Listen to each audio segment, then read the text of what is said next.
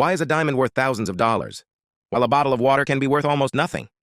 Both are just physical objects. Both can be found in nature, but one can symbolize wealth, status, love, and exclusivity. The other is something we drink every day.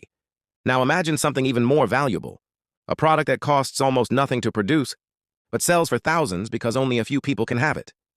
A building in the right neighborhood, a limited edition watch, a rare piece of art, a luxury handbag, a vintage car, a piece of land, or even a username on the internet.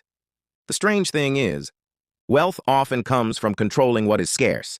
And once you understand scarcity, you start seeing the economy differently. Because fortunes aren't always made by producing more. Sometimes they are made by controlling less. Level 1, the most basic rule of wealth. Let's start with the simplest economic principle, supply and demand. When something is abundant, it usually becomes easier to obtain. When something is difficult to obtain, its price can rise. That doesn't mean everything rare is valuable. A rare rock nobody wants is still worthless. Scarcity only becomes powerful when it meets demand. Think about concert tickets. A stadium might hold 50,000 people, but imagine one superstar announces a concert, and 500,000 people want tickets. There is a problem. There aren't enough seats. The supply is fixed. Demand is enormous. Suddenly, access becomes valuable. The ticket itself hasn't changed. The scarcity has. This is one of the foundations of economics. Markets constantly balance what people want against what is available. Federal Reserve education. And this creates an important lesson. If you want to understand where money flows, look for the gap between demand and supply. Where demand keeps growing, while supply struggles to keep up, prices can rise. And that gap can create fortunes. But this is only the beginning. Because some of the most profitable forms of scarcity aren't natural. They're created. Level 2, the business of artificial scarcity. Imagine you own a factory. You can produce 1 million products, but instead, you release only 10,000. People see the product selling out. They start talking about it. They begin competing for it, and suddenly, the fact that there aren't enough becomes part of the product's appeal. This is artificial scarcity, and luxury businesses have mastered it. Consider luxury handbags. A company could theoretically produce more bags, but mass availability could weaken the feeling of exclusivity. So scarcity becomes part of the business model. The same principle appears in watches, sneakers, fashion, collectibles, even restaurants. Limited supply creates urgency. Only 100 made? Limited edition. Sold out. One-time release. These phrases don't simply describe a product. They change how people perceive it. Because humans don't always want what is most useful. We often want what feels difficult to obtain. And that's where economics meets psychology. If everyone can have something, it stops signaling exclusivity. But if only a few people can have it, owning it can become a status symbol. Scarcity turns an ordinary object into a signal, and signals can be incredibly profitable. But there's an even deeper layer, because sometimes the real product isn't the object.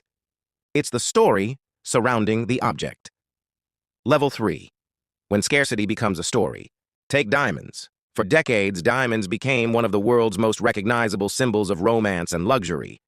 But their economic story is much more complicated than simply, diamonds are rare. The diamond industry has historically relied heavily on controlling supply, marketing, branding, and creating consumer associations around natural diamonds. And the modern industry is still heavily focused on reinforcing the idea that natural diamonds are unique and valuable because of their rarity and characteristics. De Beers Group. But here's what makes the story fascinating. Technology changed the equation. Humans learned how to create diamonds in laboratories. The result? A product that can look remarkably similar to a natural diamond, but can be produced without waiting millions or billions of years for nature. And suddenly, scarcity became complicated. Because when technology makes something abundant, its economic value can change. Recent industry data shows just how dramatic this shift has become. De Beers reported that lab-grown diamond retail prices have been falling while natural diamonds remain positioned around rarity, provenance, and emotional value. De Beers Group. This reveals something extremely important. Scarcity isn't always physical. Sometimes, scarcity is perceived. A natural diamond can be distinguished from a lab-grown diamond not simply by appearance, but by origin. One came from geological processes. The other came from a laboratory.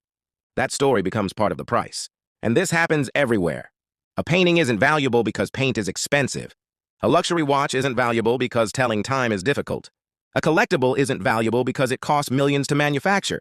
The price comes from a combination of scarcity, demand, story, identity, and status, which brings us to the next level. Because the greatest fortunes often come from something much harder to reproduce than a physical product. Time. Level 4. The scarcity you can't manufacture. There is one resource every human being receives in limited supply. Time. You can make more money. You can build more factories. You can produce more products. But you cannot manufacture another hour. And this creates one of the most powerful forms of scarcity in the economy. Human attention. Think about a world where billions of people are competing for attention. Every company wants it. Every influencer wants it. Every app wants it. Every advertiser wants it. But every person has only 24 hours in a day. Attention is scarce. And whoever controls large amounts of it can build enormous businesses. This is why platforms with massive audiences can become so valuable. The product isn't always what you think it is. Sometimes the product is access to scarce human attention. The same principle applies to expertise. There are millions of people who can perform basic tasks.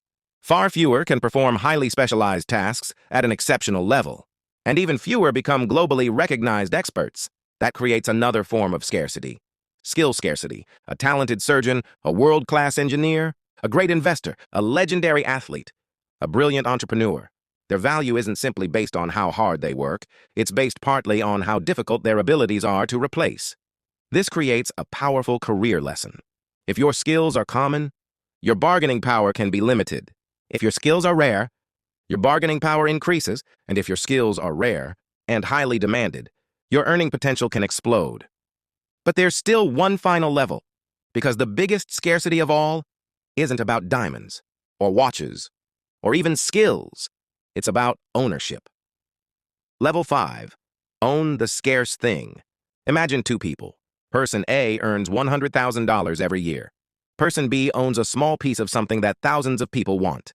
A piece of land, a company, a valuable intellectual property right, a scarce digital asset, a location, a brand, a distribution network. Now imagine demand increases. Person A still has to work for the next $100,000. But person B owns something that becomes more valuable because other people want access to it. This is the difference between earning income and owning an asset. Some of the world's most valuable assets have one thing in common. They are difficult to reproduce. Land is the obvious example. You can build more houses, but you cannot create another piece of land in the exact same location. You can build another shopping mall, but you cannot duplicate a prime location in the center of a growing city. This is why location can create enormous wealth. The scarce resource isn't the building, it's the location. And scarcity becomes even more powerful when demand is growing. Imagine a city expanding toward a particular neighborhood. Businesses arrive, population increases, infrastructure improves. More people want to live there, but the amount of land remains fixed. Suddenly, the same piece of land becomes dramatically more valuable. Nothing about the soil changed. Demand did. And this is one of the great secrets of wealth creation. The wealthy often don't just chase things that are valuable today. They look for things that could become scarce tomorrow. That's a very different way of thinking. Instead of asking, what is popular? They ask, what will become difficult to obtain? Instead of, what can everyone buy? They ask, what will everyone eventually want? And instead of, how can I work more? They ask, what scarce asset can I own? This is where scarcity transforms from an economic concept into a wealth strategy. Conclusion: the scarcity mindset. Scarcity is everywhere. In land, in time, in attention, in expertise, in natural resources, in luxury products, in intellectual property, and sometimes in perception itself. But here's the most important lesson. Rare does not automatically mean valuable. Value appears when scarcity meets demand. A rare object nobody wants isn't a fortune. But a scarce resource that millions of people desperately want can become incredibly valuable. And that is why some people make fortunes. They don't necessarily produce the most. They control what cannot easily be reproduced. The best location, the strongest brand, the rarest expertise, the limited supply, the valuable network, the intellectual property, the attention, the access, the asset. So the next time you see something expensive, don't just ask, Why does this cost so much? Ask a better question. What's scarce here? And then ask, who controls that scarcity? Because throughout history, fortunes have repeatedly flowed toward the people who control the things everyone else wants, but few people can obtain. And in a world where technology is making more things abundant every day, scarcity may become even more valuable. Because when almost everything can be copied, the things that cannot become priceless.